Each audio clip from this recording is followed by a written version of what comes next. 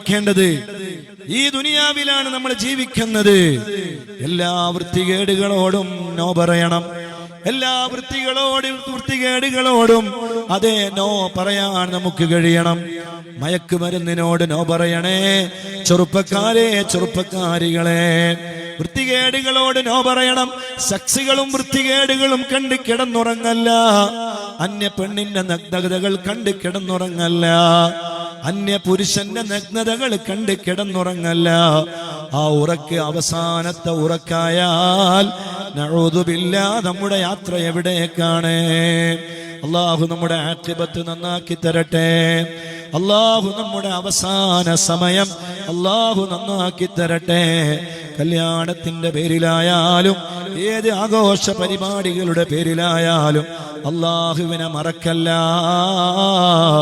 5 വക്ത് നിസ്കരിക്കണേ. നിസ്കാരത്തിന് കല്യാണത്തിന്റെ പേരിലായാലും സൽക്കാരത്തിന്റെ പേരിലായാലും നിസ്കാരം ഒഴിവാക്കല്ല.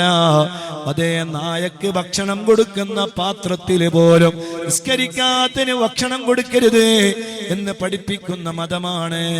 പരിപൂർണമായ ദീനിന്റെ എല്ലാ വിധിവിലക്കുകളും അംഗീകരിച്ച് ഒരു ഇസ്ലാമിക ഭരണകോടതിയുടെ മുന്നിൽ ഒരു നിസ്കരിക്കാത്തവനെ കൊണ്ടുവന്നാൽ അവനെ കൊന്നുകളയണമെന്നാണ് ഇസ്ലാമിന്റെ വിധി.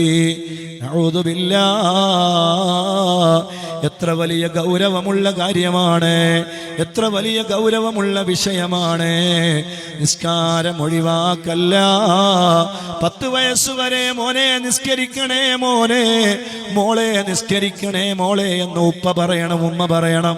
10 വയസ്സ് കഴിഞ്ഞിട്ട് നിസ്കരിക്കുന്നില്ലേ, നല്ല വടിയെടുത്ത് അടിക്കണമെന്ന് പഠിപ്പിക്കുകയാണ് പരിശുദ്ധ ദീനുൽ ഇസ്ലാം.